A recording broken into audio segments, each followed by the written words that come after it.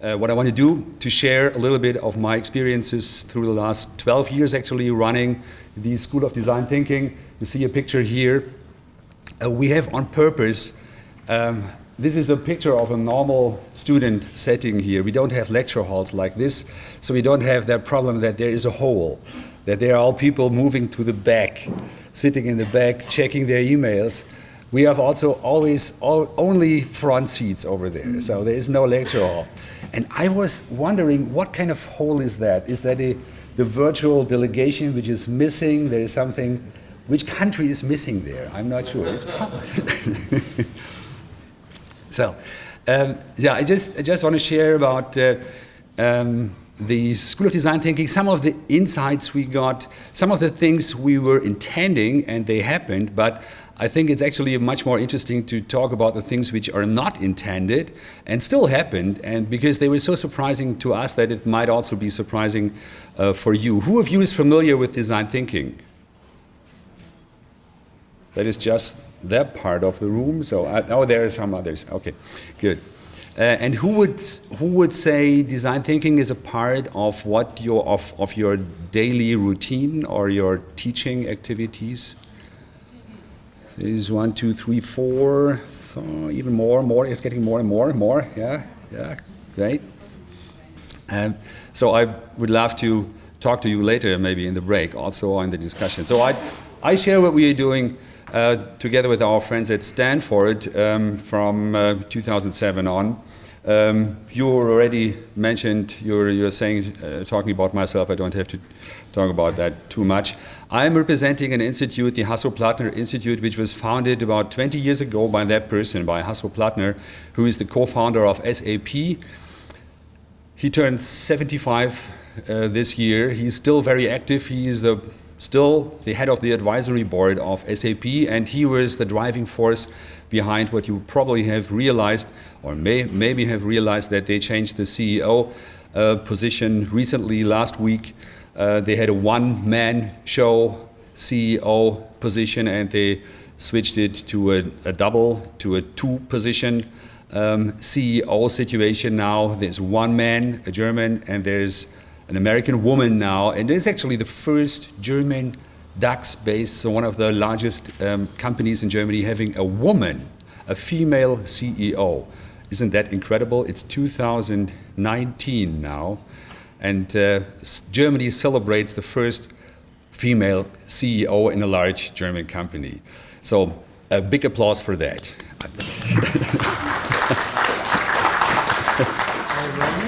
And Hasso-Plattner was driving that. So, and he was, like 20 years ago, he was saying, I want to donate a big portion of my private money into education in Germany. And most of the time, most of the schools in Germany are publicly funded through tax money.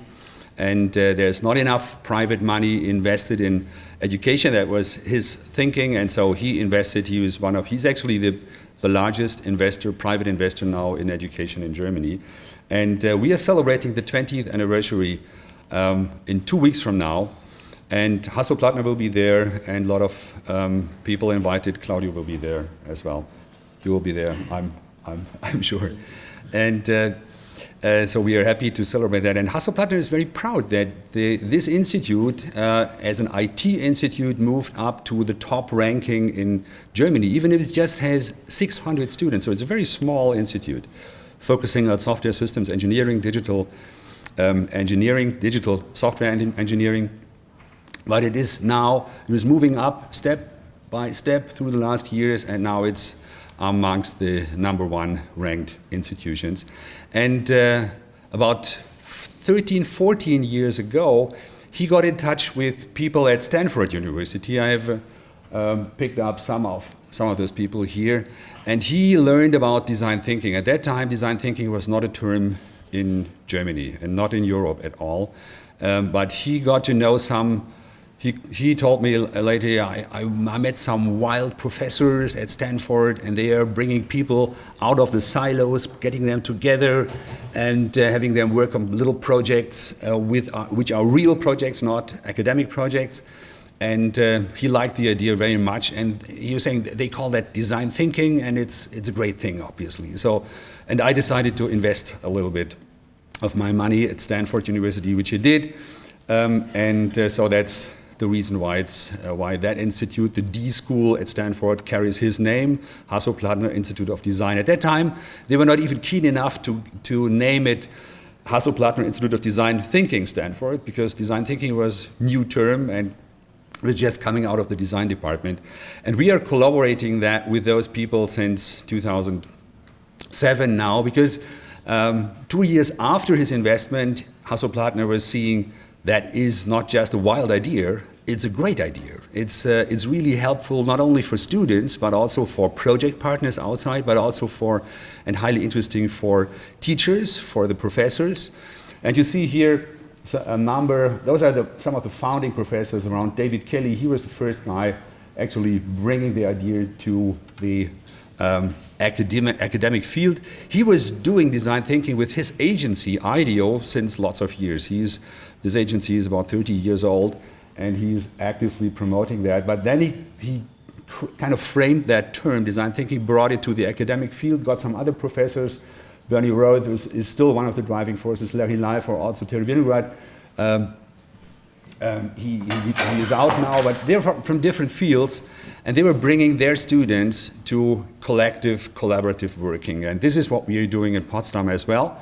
And I just picked out this advertising. That was the only advertising we did through the last years. And we tried to summarize, that was kind of 5 or 6 years ago, we tried to summarize our experience in that graphics. And there was published in Die Zeit, in one of the biggest weekly magazines in Germany. And we found out it was a one-pager, and no one understood it, actually. It was too complicated. It was all in German, of course, except the headline, this is design thinking. But I still used the graphics to run through those experiences. Because it all started with School of Design Thinking, with the idea of training students. And now we have 120 students representing about 70 different disciplines, about 60 different universities, and about 20 different nations. And we have a teaching team. We used to call it teaching team, actually. Now we call it a coaching team, because we are moving. It took us a while, actually, to understand that, but what we are focusing much more on the learning activities than on the education activities. So we call our professors and assistants, they are learning assistants.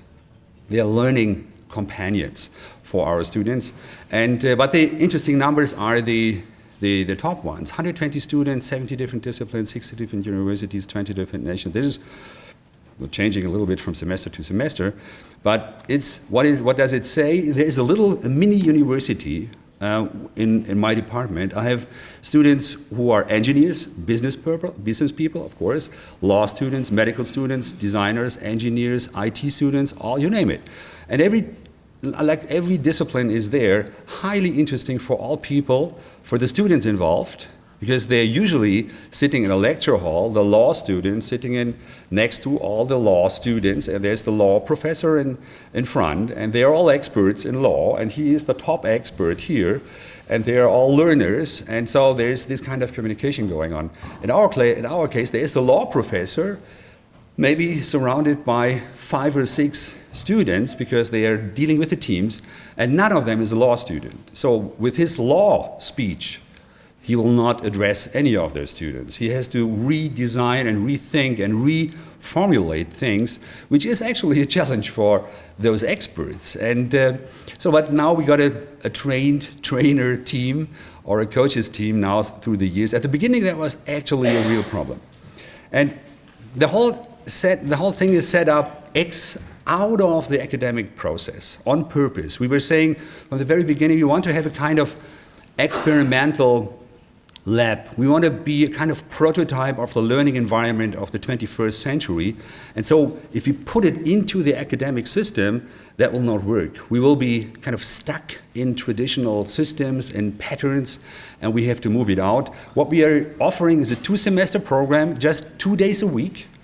It's free for students. Only our project partners pay, but the students, actually the first semester is 750 euros, but it's not a student fee, it's just a participation fee. 2 semester, 2 days a week, project-based, fully project-based. There is no curriculum in a classical sense, no individual grading, I was not aware how important that was when we started this. We did this 12 years ago. We were saying no individual grading. We were discussing team grading. We stayed away from that, and I'm really happy with it. I'm completely done with individual grading, completely. We can discuss that later. After 12 years, at that time, 12 years ago, I was hesitating because I used to be a professor, I was individual grader, and I was measuring the people. In the first years, already it turned out to be so helpful if you focus on collaboration that you don't individually measure. After 12 years now, I am discussing with every political representative being in charge of education fields in Germany or wherever. This is one of the top things to change in the education system. We have to get rid of individual grading, or at least reduce it to the max. And the mode is a team of teams mode, which means there's not just one team doing something, hiding what they were doing. No, they are sharing with other teams what they were doing. And this is also a very important thing.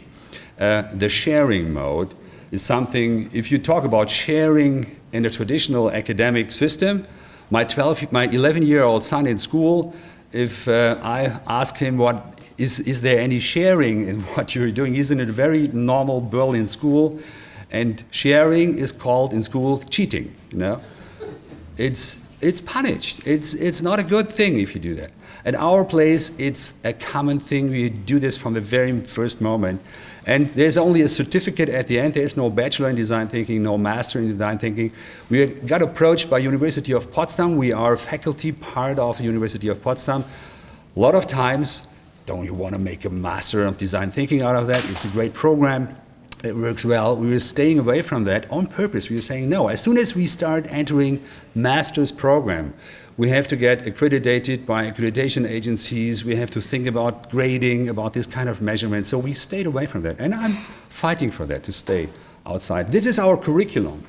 So we're saying there is no curriculum. There is just a project portfolio. Every semester we ask companies, organizations, like petrol stations, like Aral, or insurances like Allianz, but also social innovation, social companies like Bethel, or pharmaceutical companies. They're approaching us, actually. In the meantime, we got acknowledgement, and so they are approaching us with their real questions, like the Aral, the petrol stations. They were approaching us and asking themselves, how will a petrol station in the future look like when the people are not going there to get fuel, to get liquid things, but more electrical energy?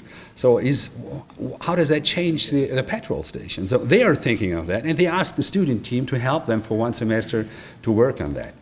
And none of the students was an expert in petrol stations or this kind of thing. So, but they are all living in this world, and they are collaboratively helping them to redesign the petrol station. So it might end up, they came up with interesting results, and Aral is still working on that, but it might end up to be a lamppost with the Aral sign, and there's just a plug to plug in your car, your electrical car. Or another portfolio here, where you see, we got approached recently, also through the last years, not only by companies, but also by public organizations, by the federal police. In the middle here, security control is an example for a project we did for the federal police in Germany about security check-in at the airport. A lot of you were checking in at the airport and coming on the airplane. I did that yesterday, and I saw that procedure, putting your thing on a belt, all your belongings, and that's a kind of cumbersome procedure. And the students, their task was to rethink that in terms of how to get that easier, also for not only for the passengers, but also for the security people, how to manage that. And the result out of that, the prototype the students generated, is now prototype is actually implemented at the Cologne airport, and they changed the way how people are treated at the security check-in. So it has really impact, and I could show more and more of those portfolios, but just leave it with that. this is what it makes it for me so interesting, even after 12 years. Every semester we have completely new challenges, and we are confronted with things I have no idea of. And this is why I'm not too afraid to stand in front of experts in business and experts in engineering, because I have to deal with these kind of experts all the time, and I find out that most of them are driven with their challenges with the same things, because they are driven through digitalization most of the time. And a lot of those problems they are coming and bringing to us are somehow related to digitalization, to the digital transformation we are in right now. And what we are trying to encourage our project partners is also to look at the Sustainable Development Goals.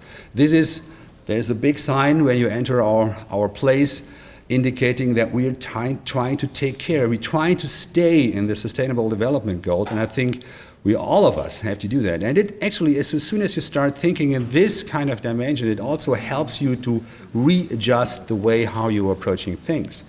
And we got a lot of project partners through the years giving us another challenge, a new challenge from very different directions. Big companies approaching us, but small and medium-sized companies. The majority of German companies, we have 5 million companies in Germany, and the majority is, of course, small and medium-sized companies. And those are very interesting to us. At the beginning, just the big companies were approaching us. They had the money, they were keen enough to do that. They have innovation departments, but now we get a lot of smaller, like 1,000 people companies, and also very small ones and startups, but also NGOs and governmental institutions. And out of that, there is some interesting things, back to that little graphics, popping out of that, because there is the demand of how can we learn? Can we be a part of that learning system of the School of Design Thinking? Can our management really learn that? And so we started an open course, a 3-day program. We started a professional track, which is a kind of semester program, but a manager usually doesn't have a time to spend a whole semester in the university. But it's a 3 times 3 days program, weekends involved, and we developed that together with the industry, certification program to really certify people who want to further educate other people in their organizations, kind of train the trainers program, customized workshops.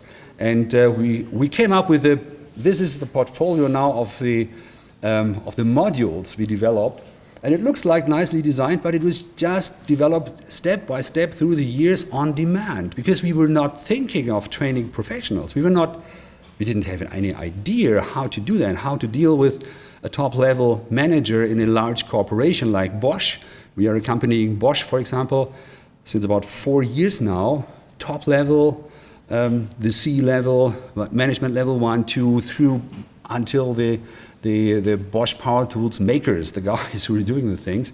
And we are constantly further developing that program. Right now, recently we started a co-creation process with the public services, because we found out the program fits very well to industry, but we get approached by ministries, by administrations, and it doesn't fit really well to them. So we started thinking of how to get that better. Yesterday I had a meeting in the Chancellor's office, because we started discussing on the top level. They approached us, actually. The Chancellor's office approached us, can you help us to build bridges between the different ministries? But we are also, at the same time, setting up a project right now with the mayor of Potsdam, our city, a little city. The mayor approached us also, and he says, we want to have this kind of solution engine of a little kind of mini design school just for the city, just for municipal activities. And that was ending up to a number of about 3,000 people running through the program every year now, which means, to be honest, we have 600 students at the HBI, we have 240 students at the D School, and we have 3,000 professionals. It's highly interesting how the ratio changes, and what does that indicate? That indicates also a change of the education system in general. There is a big need outside of what we can offer as universities, and we have to just react to that. And we are trying to do that. We are flexible enough luckily, since we have a private sponsor in the back, and he is actually encouraging us to really respond to the ask, to the demands from the outside.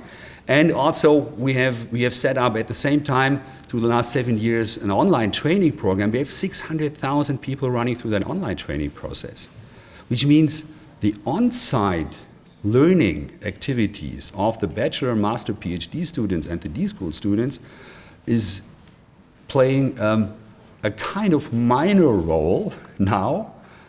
12 years ago when I came to the school, it was the big thing. There was nothing else. But now it's a little bit, but the majority of interest is coming from the outside. Highly interesting. And the whole institution, HBI, is not really, we are on the move, but we are not there yet that we are saying, oh, it's all integrated, we are a fully lifelong learning institution. No, we are not. We are on that way. And this is something to discuss also. This is just an indication. OpenHBI, for those of you who have not visited it, it's a free online learning platform.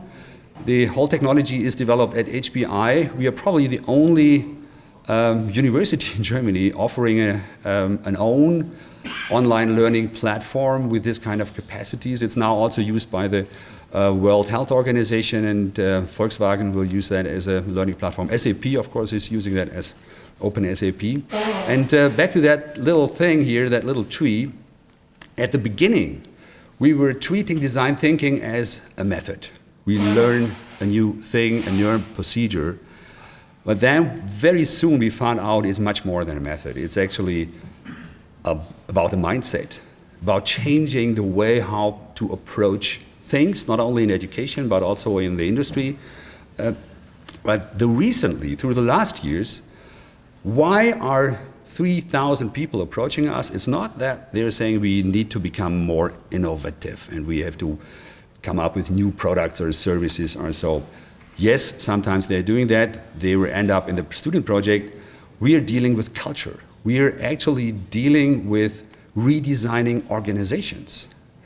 The talk with the Chancellor's office yesterday was mainly on how can we help people to think in a different way? How can we help to reorganize administrative structures in the right way towards a digital society? You might ask yourself, those of you who have not raised your hands, when I asked about design thinking, who knows about design thinking, what is design thinking? What is that guy talking about? I'm usually trying to use 2 slides to illustrate that. This is the first one. This is how we start a project, and this is how to define the perspective. And actually we are asking the students not to start with technology first. If you ask yourself where is the best inspirational source, yes, you could go to the research institutions, you could go to Joanneum, you could go to the Fraunhofer Institute and look at all the big research institutions. Also here at CBU,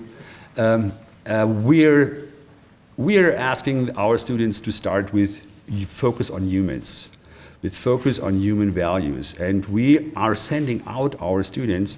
If you look at the check-in project we did with the German Federal Police, yes, they did some theoretical research, but the actual research was done by taking a flight, flying to Amsterdam, flying to Tel Aviv, and trying to find out how in different countries the security service is doing things different. Actually, we found out that in Israel, they have the highest security standards. So we sent the student team out to Tel Aviv. They were flying there. They did some research, took some pictures, a little bit too much, so they got arrested by the police because the system worked quite well. And we helped them to get free again later. But so they do this kind of intense research on the spot. So they are not just doing internet research, no, they're there. And that helps them to really understand the problems we are in right now. So this is the one slide. The other slide is not that one here. That is the mess you get if you search on the internet about design thinking. Those of you in the last rows, you have done that, hopefully, with your computers. You get the idea, oh, it's a method. It's 6 steps. Oh, it's 5 steps. No, it's 4 steps. And it's this kind of things. When I returned from Stanford, I was saying the method is just one part I discovered. I discovered three core things, three core elements of design thinking. And first is moving away from the individual creative power towards the creative power of collaborative teams, team of teams mode. Actually, I took that term from military. There's a nice book, a very interesting book done by Stanley McChrystal, an American officer, general, who was in Afghanistan and Iraq leading the troops. He wrote a book called Team of Teams. And I read the book and I saw so many similarities to what we are doing at the D School. I couldn't believe it. I resisted to go to the military in Germany. Actually, I'm not a military person. But I read the book and I was saying, he was describing actually the same mode we are practicing, team of teams, collaborating little teams. And so that is what we are focusing on. Diversity is key. So we are really focusing on diverse setting of people, not only in terms of different backgrounds, but also different personalities, different nationalities, really helps. Second thing is the space. We found out when we started 12 years ago, the space, like this space, for example, or seminar rooms, they are not helping to collaborate. They are helping to do things like this, like a conference, perfect. But as soon as you have to collaborate, you want to collaborate, you have to move to a different space. And we didn't have that spaces at HBI. We just had lecture halls, seminar rooms, very traditional things. So we invented even our own furniture. We didn't have even tables to collaborate with a team of 5, 6 people. We came up with that furniture you see up here is not bought by some company. No, that was designed at our place because there was nothing available in the industry. I asked the big companies like Steelcase, do you have collaboration table for 5, 6 people, stand-up position, movable, wheels underneath, and so on? They didn't have it at that time. And we built up a whole design thinking line together with a little manufacturer, System 180 in Berlin. It became their most valuable USB now. They are the seller of collaboration furniture, and you find these kind of tables and whiteboards and all kinds of things now in, I would say, in about 300 organizations all over Europe. Which is great. So whenever I come to Volkswagen Innovation, for example, they open the door and they have this kind of setting there, and I feel at home immediately. And I see they're using that kind of approach. And the third thing is the method. Yes, there is a different method, and this is something hopefully for most of you is not new, moving away from traditional linear processes, moving away from waterfall towards agile thinking. And this is what we indicate here with the little lines around the 6 dots. Yes, there's a lot of understanding and observing, as I told you, with our students, sending them out, getting insights, deep insights, defining a point of view, start the ideation process after you have gotten the lot of insights, do prototyping. For engineers, that is probably a normal thing. For business people, not too much a normal thing. And do testing and do this over and over again. And don't stop at the end. It's not a linear process. Actually, we are allowing students to do this, to do a 3 times loop every semester. We actually ask them to present 3 rows of prototypes, not just 1. No, 3 times prototypes in front of the project partners. Very important. And since those 3 core elements, we are dealing with that with the students, but also with the professional trainer, with professional training, same thing. We just put them in this kind of environment, make them be a team player, and run with them through iterative cycles. And it is actually, I found out it is actually the answer to questions decision makers, not only in the education field, have to ask themselves. The first question is, how do we work together in the future, and how do we learn together? Still on the individual base, individually graded. Our answer is no. Let's move towards collaborative learning, collaborative working. Let's build the bridges between the different departments. Where to work? In static environments like these, yes, we sometimes need those, but we need more and more dynamic environments. And we need to redesign the schools. We need to redesign the elementary schools, but also the universities to make it more interactive and collaborative supporting. And moving away, and how do we work in the future? Still linear, still trying to define the outcome in 5 years from now, precisely. No way to do this in a digital world anymore. We have to think iteratively, we have to move in loops, we have to think agile. And since those are the three core things, I started using the term design thinking 4.0, because this is the cultural dimension of digital transformation. In Germany, Industry 4.0 is a term highly discussed, heavily discussed, but mostly by technicians, and mostly by researchers, mostly by people who are driving tech. And those three components, there's no tech involved, if you look closely. No tech. There's no iPad, there's no iPhone, there's no computer involved. It's just pointing on human issues, and this is not talked about. And we have to talk about that in the university, in the education field, in a political area.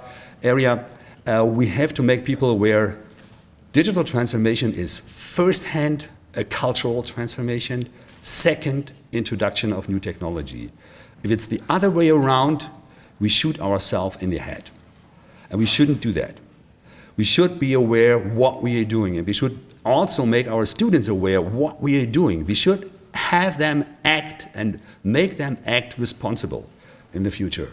I have an example how hard that is for top-level decision makers to really understand that. With our government, we had the experience in November last year, the whole cabinet around Chancellor Merkel decided to have a 2-day retreat off-site of the Chancellor's office, off-site of the cabinet room, about digital future of Germany, about the investments to do in artificial intelligence and so on. 2-day retreat.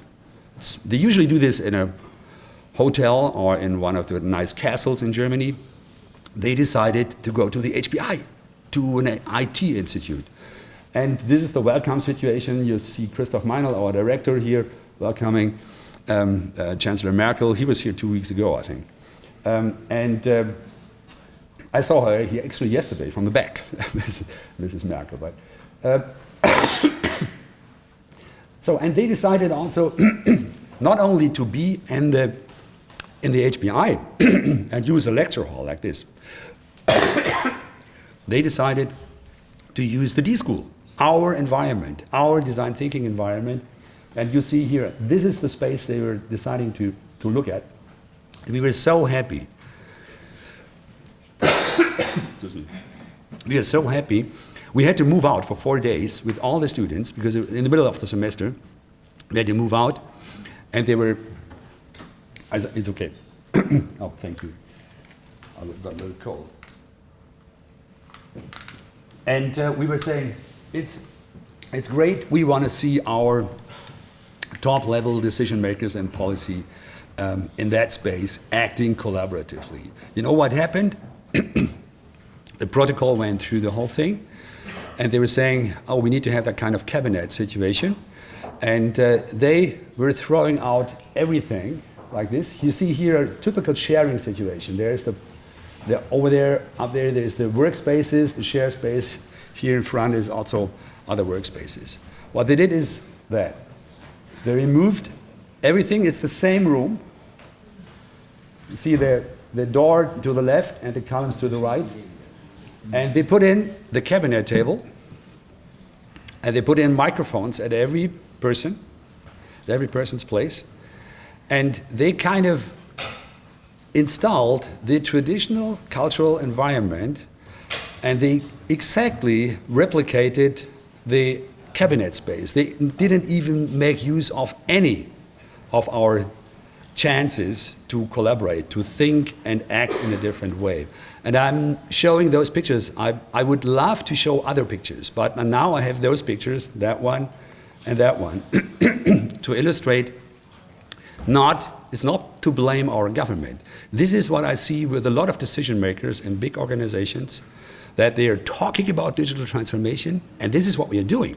They are talking about digital transformation. They are not talking about history. They are not talking about World War II and the outcome of that. No, they were talking about the future. They stayed in the same mode because they're used to do that. And I see that with a lot of decision makers, the same thing. Yes, we talk about the future, while we talk about tech. And the picture shows, if you look closely, you see Mrs. von der Leyen, she knows how to deal with 3 of those pieces of glass at the same time. They all know how to use that machinery. Who of you does not have a piece of glass like this? You all know how to do that. They know as well, but they didn't realize it is also about change of habits and change of a mode. And the industry, they have realized that.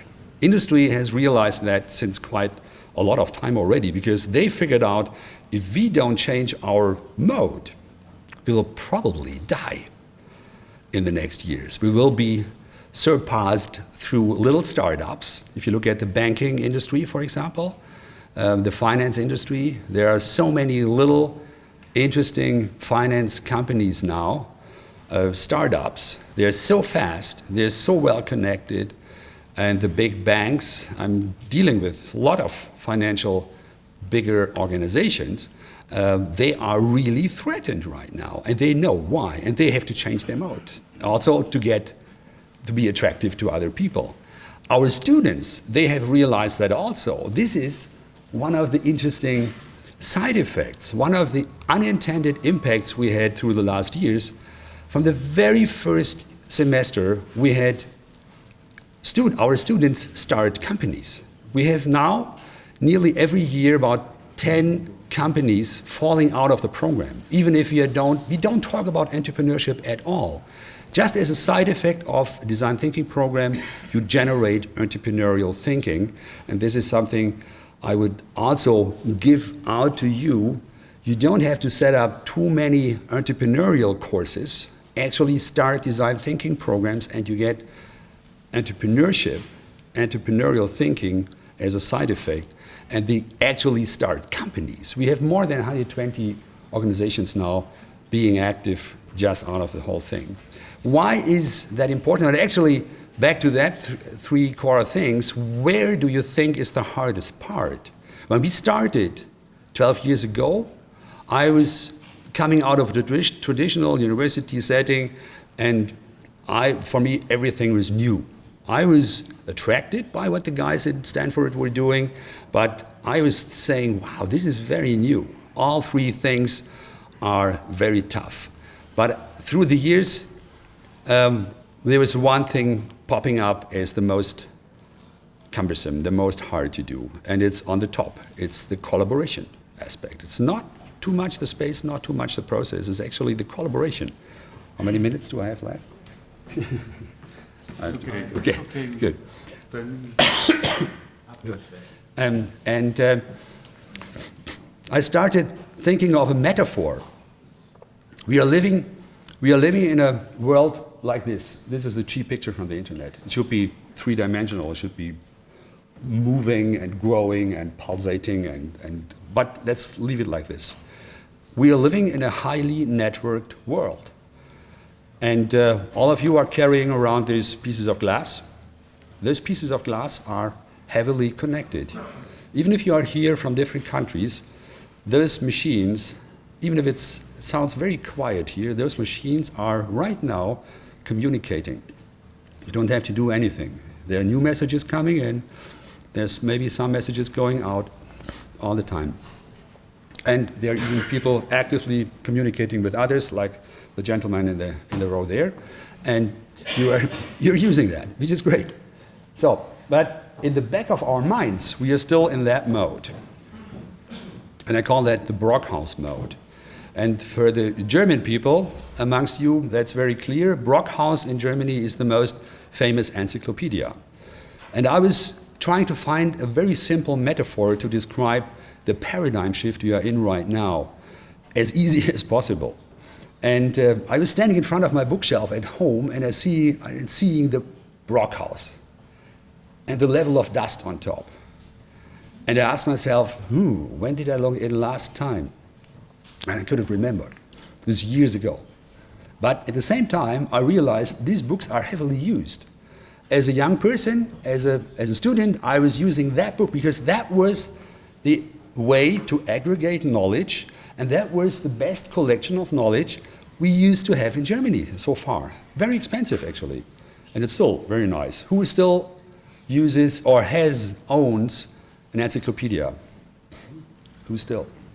Not the Brockhaus, some other things. Encyclopedia Britannica. What is the one in Romania? What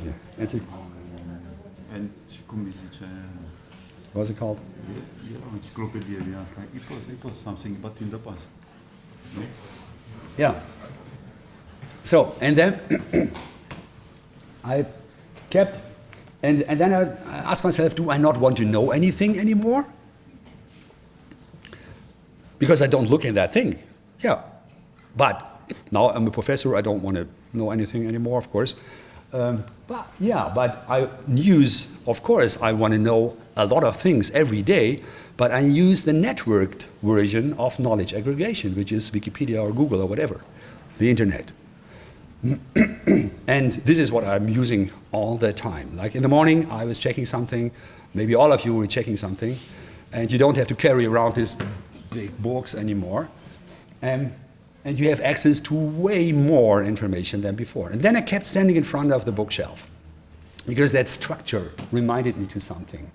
And then I was close to the metaphor because that structure reminded me to things when we start a project together with a project partner for students, but also a training program for companies. I usually ask the CEO or CTO or CIO or CDO or whatever, whoever is coming, I ask them, please draw me a picture of your organization. And usually what they do is a thing like this. Yeah, we have 8 departments, and then we have management level 1 and level 2, and there's the board up there. And then what I do is I go to the board and do A and Z. And I'm saying, this is Brockhaus. This is the pattern of the past times, of the analog times. This is how we used to do things when there was no digital technology, when there was no internet. And we had to do it like this. There was no other way. We had to organize knowledge like this, to have to put it in books, separate it, put it from A to Z, line it up, and so on. We also had to start up organizations like this, and to start universities. If I look at, let's say, Humboldt University in Berlin, they have architecture, biology, and so on, up to zoology. It's nicely separated, different departments, and then they have the boards up there. Companies, same thing, structure. We had to do that. But this is the pattern which is disappearing. In terms of knowledge aggregation, Bertelsmann, the owner of Brockhaus, they decided 2013, we stop the printing in 2014.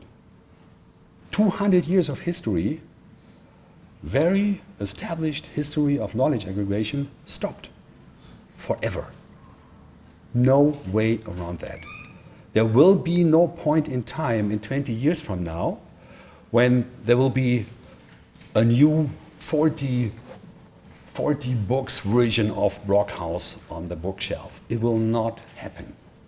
So there are things ending right now and being replaced by a networked version of something, and this is, for us, the lucky situation. We are participating in that. We are partnering. We are the active drivers in this process. And then I draw underneath that thing here, and I'm saying this is the pattern of the 21st century. And then a highly interesting discussion starts with those decision makers, because they are usually saying, oh, you're probably right. We have to move from Brockhaus to network, but I feel so comfortable. You know, I spent so many years now in that F column there, climbing up, and then I became up there, and there was a lead there, and then I became a board member, and I know very well how to position myself up there, but how do I position myself in that kind of chaotic, crazy network thing? What is, I agree somehow with you, but how do I position myself? And then the discussion starts, and this is what I did, for example, with Bosch, with the Bosch leadership. The same thing, with the C-level. They're responsible for 400,000 people globally, and a very interesting discussion starts as soon as you zoom out a little bit and look at the bigger picture. Where are we right now? Where are we moving towards? And my statement is that with design thinking, with the 3 core elements, you probably are on the right track. Design thinking, if you look at all the agile frameworks so far, I would state that design thinking is the most holistic approach to move from that pattern to the other pattern. And it's all about a big pattern shift right now. And we're not very far. I position myself up there with a little cross. I'm struggling since 12 years, and I'm more than 60 years old, and I was educated in this upper pattern. I was educated in a way that hierarchy works, separation works, different departments work, and this is the way how we structure things. I was not educated to be a collaborative person. But my 11-year-old son right now in the Berlin school is educated in the same way. He is prepared for this kind of Brockhaus world, which isn't there anymore. So we are still preparing kids with a mindset for a world which is not existing anymore and which is fading away. So we have to move our education system to help people to think in a different way, way more collaborative than we are doing this right now. This is why I'm pointing so hard in the direction of non-grading or getting rid of that grading. If I ask my students, the first day I show them that thing, and I do that next week, and I ask the 18 new students, where do you position yourself? They are usually in that mode like, we are on LinkedIn, we are on Facebook, we are on WhatsApp, we are connected, all of us have this kind of machines, we are completely connected. No, we are fully networked. The truth is, their machines are connected. Their minds are highly competitive, in a highly competitive mode. And that is even becoming worse through the last 12 years from my perspective. And we have students from all over the world, every semester new students, and for me, it's a really dangerous situation to see that. And we have students who are approaching us. We have not the majority of students. The majority of students is probably even worse than the little group entering our place. We are making them in our education institutions, making them to be individual competitors at their best. And we actually, why are they thinking they are collaborating? Because they are using those machines. But they are using those machines in the education system for self-empowerment. I have more likes than you on Facebook and on YouTube and so on. And this is what they are discovering in the first 3 weeks at our place. So I position them a little bit further down, not very far down. In the first 3-4 weeks, they are still in that kind of ego mode. This kind of, I have to perform best because I get measured somewhere and I have to do the best thing. After 3 or 4 weeks, we don't tell them. They know they applied for design thinking, they applied for teamworks, but they are not able to do that. They are not capable of collaborating because we didn't train them. So, but after 3 or 4 weeks, they realize, oh, they are not looking at myself or at my colleague, they are looking at our team performance and the outcomes. And all of a sudden, as soon as they are realizing this, an interesting thing happens. Somehow a miracle happens. Because then, all of a sudden, they are saying, oh, I can do any kind of weird stuff. And I'm not punished for that. I don't get a bad grade for that. So I can have a crazy idea and actually talk about it. And that's what they're doing. And then all the other team members do the same thing. And all of a sudden you get this kind of flow going on. And then you see at the presentation our project partners sitting in the front row, watching the students presenting their ideas, and they can't believe it. They are actually saying, how do you do this? How do you generate this kind of energy? And what kind of energy is that? That is intrinsic motivation. Because we don't have extrinsic motivation factor. We still think in our education systems, extrinsic motivation factors are key. They are not. What we have to do in education, we have to leverage intrinsic motivation. And what happens at our place at the D School, it comes, it just is there. But the core thing is, think about reducing individual measurement. And then the flow is going. I get asked so often by professors visiting us, how do you motivate the people with no grades? They are not motivated usually at our place if they know they are not graded. And actually it takes a while. It takes for them a while to accept, okay, there is no, I'm not get measured. Digitalization, you can also describe that thing here that is important for companies, but also for administration and also for large organizations. Usually digitalization is treated like this. You have analog F, and then you make digital F out of that. This is like having a formula, an A4 formula somewhere, and make a PDF out of that. And then a lot of people think, oh, now this is digital, we're done. No. But this is not. If you have realized it's all about a paradigm shift, a pattern shift we are in right now, then it's for sure clear that this is not the upper way is the way. This little blue thing here, connecting the dots digitally, this is key. Connecting data is the key. Connecting people is the key. Connecting organizations, parts of the organizations. Connecting universities, connecting large organizations. That is the key. And with those kind of machineries, we have the source for that. We have the resources for that.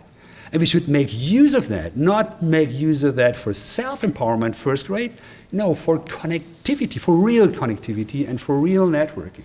And that is what we try to encourage our students. Yes, they are allowed to use all kind of digital machinery, but first of all, they have to connect their minds, and as soon as they have realized that, then they make use of their machinery to really enhance this kind of connectivity. I wrote a book about that called Network Thinking, and that's out in German and in Chinese and also in English. And while I was writing the book, a friend of mine came up with a term, and I would love to share that with you as well. And he was looking at the upper pattern, and he was saying, Uli, the old way of thinking is the individual IQ way. We measure the intelligence of the single person and the outcome is one number. And the interesting thing is, we all know that, the IQ, the intelligence quotient. And for me, the interesting thing was to find out that Stanford was the first institution to have the IQ test. That is internationally used now. We probably all have run through that IQ test. And then my friend Peter Spiegel, a futurologist, in Berlin, he was saying that the future, what we need in the future in the kind of networked way is WeQ. It's the we qualities. And I didn't know that. I knew IQ, EQ, the emotional quotient, but not WeQ, but immediately it was very clear. I was saying, Peter, that's the shortest version I've heard of what we are doing at the D School since so many years now. That is great, that is brilliant. So we started together the WeQ Foundation also to bring that term into the world, because he just made it up, you know. You find the WeQ.Foundation, you'll find some more information about that. And I encourage you to think of that, how to leverage the we qualities and not to forget about the I qualities. Actually, my experience through the last 12 years was, I really state that, like every semester proves that, IQ grows in WeQ mode. And moving to zooming a little bit more out to the world, coming to the end pretty soon. We started the Global Design Thinking Alliance because we were helping a lot of institutions which were approaching us. Actually, we get visitors nearly every week. We have a delegation there since lots of years now from somewhere on the planet, most of the time not from Germany, mostly from Egypt, from Asia, from Australia. And they are coming to our place, they learned in the internet, and they may have seen a student. And so we helped institutions like in Beijing, the Communication University of China, also in Stockholm, the Open Lab in South Africa, Cape Town University, to set up their design thinking labs. And we started the Global Design Thinking Alliance 2 years ago at our 10th anniversary. We were saying we need to have a gathering of those people. And now we have 16 organizations in 5 continents, or you could even say 6 continents, but North and South America. And we are very happy. We have a yearly meeting, usually in New York, that happened in August. Next one will happen also in August, probably in Malaysia. We are not pretty sure, but and it's interesting to share and to build up and to see how different design thinking performs in different cultural contexts. So South Africa was a completely different experience compared to Malaysia, to set up the school in Malaysia, but the mindset is still the same. People are driven by the same things, they are seeing the same challenges, and design thinking helps them to set up new environments for schools and for also for professionals. And we are actually very happy, actually that is your thing now, to point on the building which I have seen yesterday, the ground floor being set up in the backyard here. And maybe you want to say something about that, because you showed it. And when I was here in July, you were showing me some pictures already.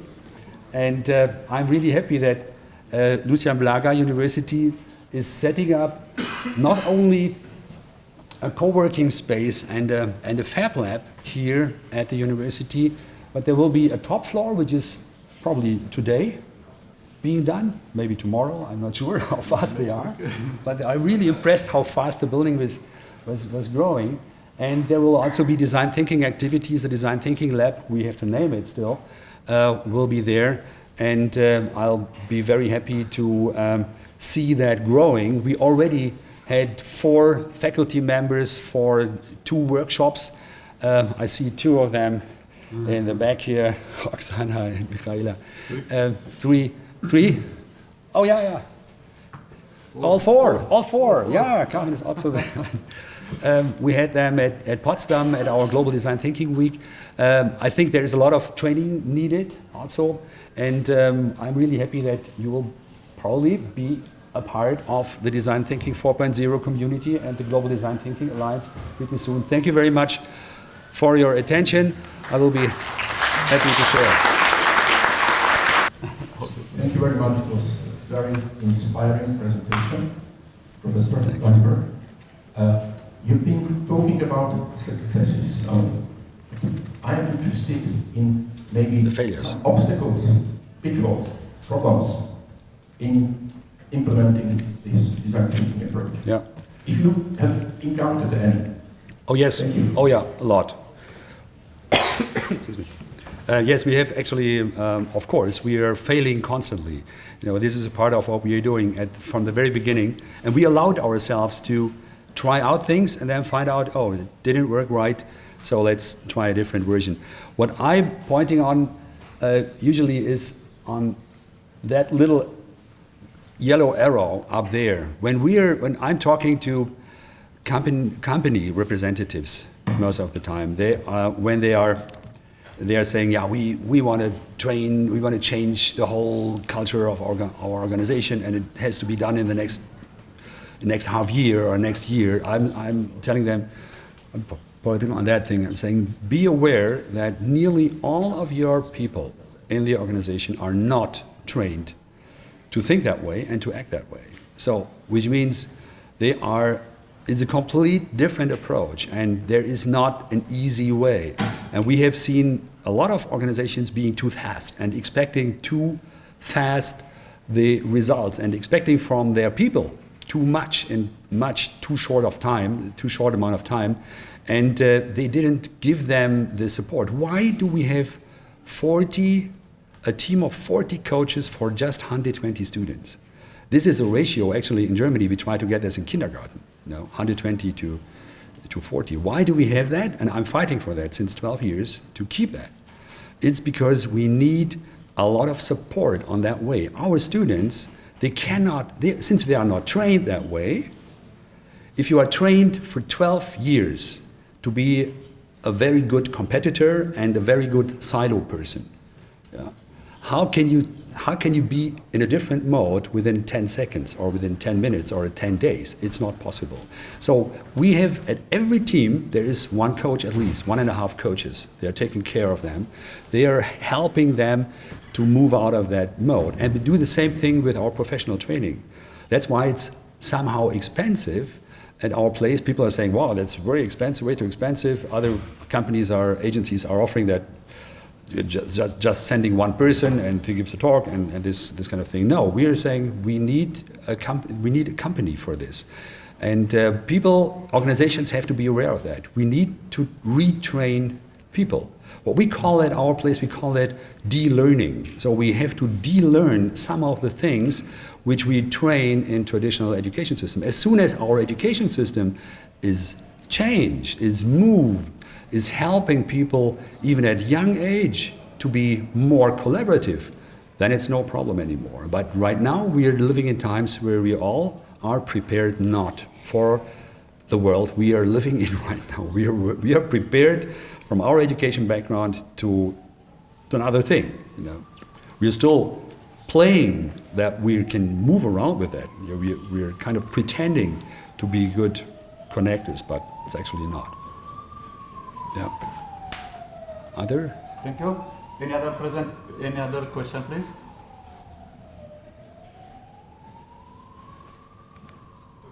One There's one more, and then we have coffee. Thank you very much for inspiring. Also, I have this pattern in my daily life and I've solved it, but you said very well. Can be a pattern that anybody can be join the Hasselblad Institute, or? Yeah. You mean how to enter? Yes. Yeah, we are open to any student. Yeah, that is some of the things we are discussing right now to get students from Lucian Blaga University being part of our basic track and advanced track on our 2 semesters. It's easy access, but there is a procedure because we have more applicants than we have seats available. But the procedure is very personal. It's not just looking at the grades. We are not too much interested in the grades of the students. We are more interested in their CV, in how they are describing themselves, and their little indication, a written indication why they apply. As we look at that, so it's easy access. There's no limit except 31 years. So you cannot be older than 31. You can be older than 31, but then you have to pay, I think, 12,000 euros for the semester, because then you are treated like a professional.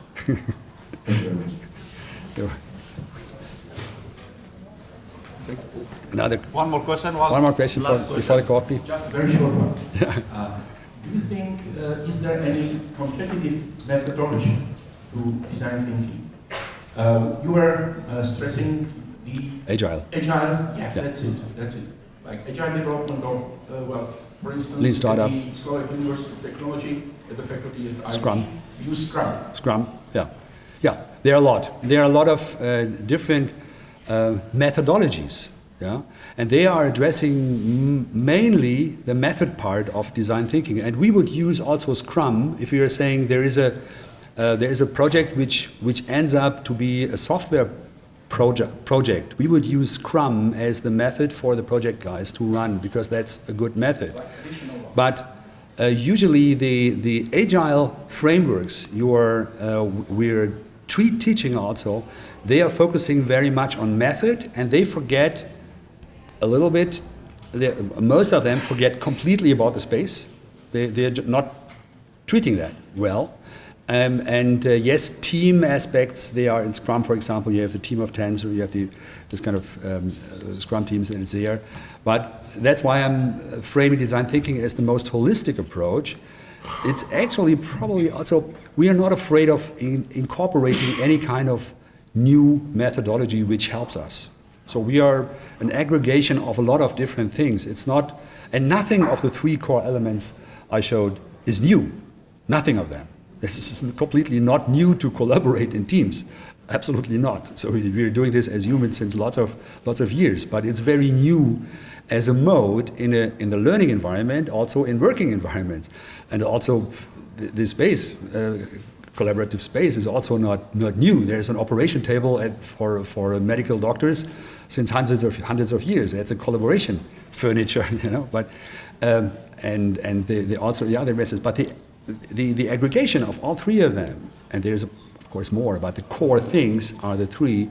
This is probably what makes design thinking the most valuable approach. This is why we get so many companies now. Even McKinsey, you can't believe, I get a list of the people who buy our furniture. And like 2 months ago, in the list, I saw McKinsey popping up. I couldn't believe it. They are buying our furniture. It's great, isn't it? Thank you so much. Okay. Thank you so much, Professor. Thank you.